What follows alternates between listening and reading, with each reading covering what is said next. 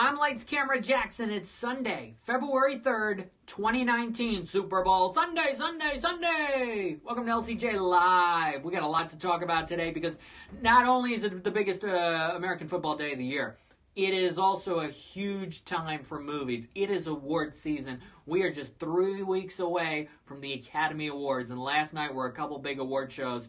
I watched one of them, the entire live stream of it. We'll talk about the Annie Awards, also the Directors Guild of America Awards coming up. We'll do box office. I'm going to talk about the Super Bowl, and I got Toothless and Hiccup right here. I saw How to Train Your Dragon, The Hidden World yesterday. Doesn't open until for another 2.5 weeks or so. I'm going to give my first take on How to Train Your Dragon, The Hidden World coming up. As always, send in your questions, your comments.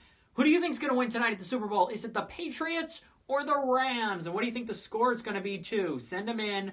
I'll read them right here on LCJ Live. Let's get started with the box office, though.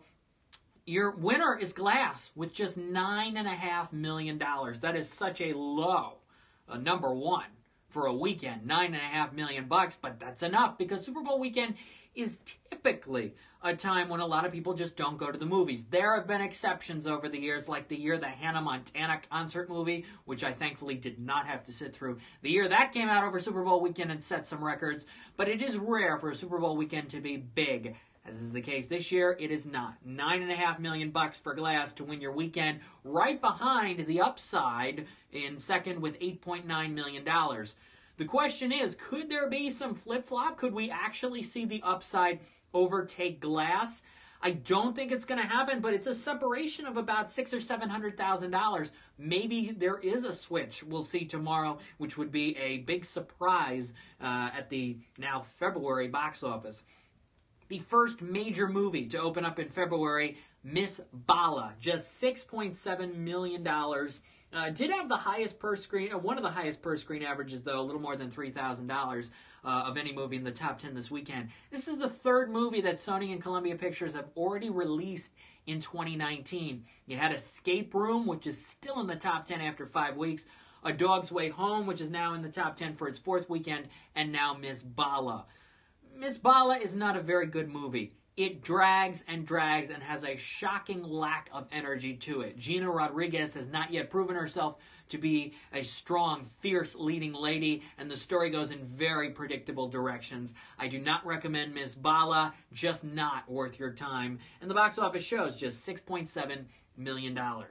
Aquaman is still in your top 5 in 4th, and Spider-Man Into the Spider-Verse in 5th. Spidey had a good night last night at the Annie Awards. We'll get into that a little bit here on LCJ Live. Green Book, still feeding off that Oscar nominations energy in 6th with another $4.3 million. The Kid Who Would Be King is in the 7th position, followed by A Dog's Way Home, Escape Room, and in 10th is They Shall Not Grow Old. This is the Peter Jackson documentary that Fathom Events screened at the end of last year, and then because of the success of that, Warner Brothers decided we're going to put it out in more theaters as a nationwide regular release starting this weekend, and it added $2.4 million to its total, a little more than $10 million. That rounds out your top 10. Serenity, which opened just last weekend, dropped already out of the top 10, in fact down to 14th with another $1.7 million. It's really too bad because I think Serenity's a good movie. I think, as I wrote on Twitter the other night, people will catch up on Serenity and it'll have a cult following in maybe a year or two. People will discover this movie's actually good and there's some substance here and there's something that Stephen Knight, who I talked to about this movie, really good, wholehearted attempts at making something good.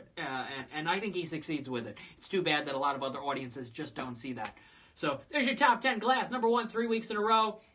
It will not be number 1 next weekend. Lego is going to be number 1 for sure. I saw the Lego Movie 2, the second part, last weekend. You want my review of that? Lights-camera-jackson.com. Overall, I was disappointed with it. You can read my take there. All right, lots of awards, but we've got the Super Bowl as well tonight. What's up, Shane Mendez? Thanks for being here on this Super Bowl edition of LCJ Live. Who's going to win, Patriots or Rams? Who are you rooting for tonight? My Eagles aren't in it. It's too bad, but we had a great Super Bowl last year. Wasn't last year awesome, Eagles fans? Man, and Justin Timberlake was in the halftime show, and the game went right down to the wire. You want my pick for who's going to win? You got to go to the blog section at lights-camera-jackson.com because I do my annual Puntastic predictions. Got some movie title puns in there before I give out my prediction for tonight's big game. Going to be a lot of movie ads. Toy Story 4 ad is going to be, according to Pixar, right after the game. So right after the game, you're going to see the Toy Story 4 sneak preview, probably, maybe finally, an actual scene from the movie tonight. Looking forward to that. That's one of the only things I'm really looking forward to tonight with this game, other than maybe the possibility of it going into overtime, and then if that happens, we all get free Buffalo Wild Wings. So, you know what? I'll take some free Buffalo Wild Wings if this game can go into overtime. That may be one of the reasons why I predict the game how I do. So again, read it, my Puntastic predictions on the website. As I mentioned, Lego 2 opens this week along with Liam Neeson in Cold Pursuit. You got a horror movie called The Prodigy, Taraji P. Henson new comedy with Tracy Morgan, What Men Want, and the Oscar-nominated short films are being released in select theaters nationwide. Some locations have live action, animation, and documentary. I go to the animation ones every year. I love it. I love seeing what kinds of new, innovative ideas there are in these animated shorts that are either nominated or highly commended. So I'll be reviewing the Oscar-nominated animated shorts and Liam Neeson in Cold Pursuit because I gotta see another Liam Neeson action movie. Those will be the reviews this week. But also, How to Train Your Dragon: The Hidden World. I saw it yesterday. Like Lego the previous Saturday, huge crowd, tons of families, tons of young, little kids, like 4, 5 years old, maybe even younger, going to see How to Train Your Dragon: The Hidden World. My review will be up soon, but without giving too much away, this is a story that's geared for people my age. If you were about 10 when the first movie came out in 2010, you're about 20 right now, you will appreciate this film more than anybody else, more than the little kids, maybe even more than the parents, because you've grown up as Hiccup and Astrid and Toothless and all the other characters in this movie have grown up. This is the most mature How to Train Your Dragon yet, and it's an emotional film. The final act is genuinely emotional, and if you've been with this saga, you're going to feel it. The visual wonder is there. There's a lot of action sequences. It's a very dark-looking film. Some scenes go on a bit too long. There's a couple of different romance angles they take. You get a little bit of Wall-E vibes. I'm not a Wall-E fan. You get a little bit of that. And the humor, like How to Train Your Dragon 2, the humor does not work here at all. I understand why they have to include the humor scenes to give families breaks, little kids, get them interested a little bit. Honestly, this franchise hasn't needed humor, but they have to put it in anyway. They're DreamWorks. They got to do what they got to do. What's really interesting, this is the first How to Train Your Dragon movie and the first DreamWorks animated movie released under Universal. Universal's the new distribution partner for DreamWorks. The first How to Train Your Dragon was a Paramount movie. The second How to Train Your Dragon was a Fox movie. And now this third one is a Universal movie. I don't think there's any other franchise in history that has had 3 different distribution partners, 1, 2, 3. It is incredibly rare. This is also the first DreamWorks animated movie in nearly 2 years since Captain Underpants, which I still say, if you are about my age and you have not seen Captain Underpants, the first epic movie, you should. It is a hilarious movie that pinpoints the grade school education system to a T. It is hilarious. You should watch Captain Underpants. So, full review will be up soon for How to Train Your Dragon: The Hidden World at lights-camera-jackson.com and on YouTube at some point soon. If you've been with this saga, if you love the first 2 How to Train Your Dragons, this is not going to disappoint you.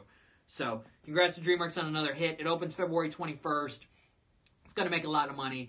Opening Oscar weekend is a risk, but families don't care about the Oscars. They're going to go. It's going to make money. Just 2 weeks after Lego opens, too. A big animation February for families, and I've been fortunate enough to already see the big 2 movies. Okay, it was a big awards night last night. We had the Directors Guild of America Awards, which had some big surprising winners. 3 Identical Strangers won for documentary. 3 Identical Strangers is excellent. It's not even up for the Documentary Academy Award. In the first time feature film director category, Bradley Cooper was nominated for A Star is Born. he did not receive the Academy Award nomination either, but he was up for the main director category as well at the DGA last night. So a lot of people thought, oh, he's got to win the First Time Feature Film Director Award. It went to Bo Burnham for 8th Grade. Pleasant surprise. I'm glad that Bo's getting something. Bo also not nominated for the Academy Award. What a year. So in either directing or writing, he's not nominated. Congrats to Bo Burnham. Fantastic for 8th Grade. This will catapult your career substantially. And next Sunday, 2 Sundays from now, the 17th, is the Writers Guild of America Awards, and he is nominated for Original Screenplay. Again, he's not nominated for the Academy Award, but I think he has a great chance of winning the WGA after winning the DGA. Now, who did win the regular DGA? Alfonso Cuarón for Roma. He is a lock, officially, right here, right now, for the Academy Award. The only other person I could see potentially get in his way is Spike Lee for BlacKkKlansman. He's the only other person. I don't see any of the other nominees for the Oscar doing that. It's Cuarón, Spike Lee's number 2, and the rest are far down for the Oscar. Congrats to Alfonso Cuarón. He won a few years ago for Gravity as well. Nice guy. Met him when he was up for when he won for Gravity at Critics' Choice. Roma's a good movie. I've said it here several times on the show. I'm not a huge fan of Roma. It's a good film. Didn't get me emotionally. I wanted it to, but I couldn't get there. But he is your lock. He's got to be very close to a lock. Your favorite for the Best Director Academy Award. And the BAFTAs are next Sunday. And a very good chance he'll probably win at the BAFTAs too, even though it's the British and the favorite is nominated. Alfonso Cuarón is your leading contender for Best Director. Now, last night, I watched the entire live stream, all 2.5 hours, a little more, of the Annie Awards, the 46th Annual Annie Awards, which honors animation. Last year, Coco won nearly everything. And I was like, oh, come on, can't you spread the love a little bit? And so, thankfully, last night, the Annie Awards spread the love a little bit. It did. Spider-Man Into the Spider-Verse won 7. Actually, all 7 it was nominated for, it won, including Best Animated Feature of the Year. That officially sets it as the frontrunner for the Academy Award after winning the Golden Globe, winning the Critics' Choice, now winning the Annie, and several other awards recently. Spider-Man is pretty close to a lock for the Academy Award for Best Animated Feature. However, the Annies did give out some other awards to other movies. Incredibles 2 did win 2 awards for music. I think the score is fantastic. And storyboarding. Also, Ralph Breaks the Internet. Very glad that got an award for the visual effects for an animated movie. Isle of Dogs also won in a category for Best Voice Performance of the Year for Bryan Cranston voicing Chief. He is also nominated in that same category for the LCJ Movie Awards, which are 2 weeks from today, Sunday, February 17th. And very pleased that Mirai, love this movie, Best Animated Movie of 2018, that Mirai won Best Independent Animated Feature. So thrilled about that. And yesterday, I had the chance to talk with Mamoru Hosoda, the writer and director of Mirai. You're going to see that new Animation Scoop Q&A with Oscar-nominated director Mamoru Hosoda. Wonderful animated movie Mirai. Great to talk with. You're going to see that Animation Scoop Q&A up later this week at animationscoop.com. I said to him, look, Mirai was my favorite animated movie of 2018, my second favorite movie of the year. And he said, what was your number 1 animated movie, or number 1 movie of the year? Very curious. And I told him it was Mary Poppins Returns. And, he was happy about that. Mary Poppins Returns finally won something this award season last night for its animated sequence in the movie, which goes about 15-20 minutes. It won 2 Annie Awards last night, including Best Animation Special Production. So glad that the team from Mary Poppins finally won something. It is up for 3 BAFTAs and 4 Academy Awards. I actually think Mary Poppins has a legitimate chance of winning a couple of Oscars. But I'll decipher that a little bit more as we get closer to the Academy Awards. I think it has a chance to pick up a few. But very glad. Congratulations to the Mary Poppins team. You finally got something, finally, for the wonderful hand-drawn animated portion of Mary Poppins Returns. Very glad about that. So yeah, Annie's, it looks like it's Spider-Man. It's not going to be Pixar this year. It's not going to be Disney this year. And it's not going to be Wes Anderson, who lost to Pixar all those years ago, up with Fantastic Mr. Fox. Both Disney, Pixar, and Wes Anderson this year, and Studio and G-Kids, Studio Chizu for Mirai, I think they're all going to lose to Spider-Man. But we'll get into more of that as we get closer to the Academy Awards. So, once again, Dragon 3 review will be up soon on the website, Animation Scoop Q&A with Mamoru Hosoda. But if you want to go to the website right now, you can read my Miss Bala review. You can read my Lego 2 movie review. Also, Velvet Buzzsaw, which debuted on Netflix on Friday with Jake Gyllenhaal and Rene Russo. That review is up there on the site. I really love Nightcrawler. I want to watch Nightcrawler again because it's been, 4.5 years or so. I need to see that movie again. I want to remember some things. Didn't like Velvet Buzzsaw as much. It's a little better than Roman J. Israel Esquire, which Dan Gilroy did a few years ago with Denzel, though I still think Denzel's performance in that is amazing. But it's a weird movie, Velvet Buzzsaw. It's a movie that goes in very interesting directions, and that's all you kind of need to know. If you're a fan of Gyllenhaal, Russo, and Gilroy, if you love Nightcrawler, it's worth checking out. You may not like it as much. It goes into the art world, but it is worth checking out on Netflix right now for Velvet Buzzsaw. Next Sunday here on LCJ Live, we're going to preview the BAFTA Awards, because the BAFTAs are next Sunday. Can Olivia Colman take down Best Actress frontrunner Glenn Close for the Brits? It's a question and a topic I've been debating for the last several days. Something tells me Olivia Colman can still win for the British.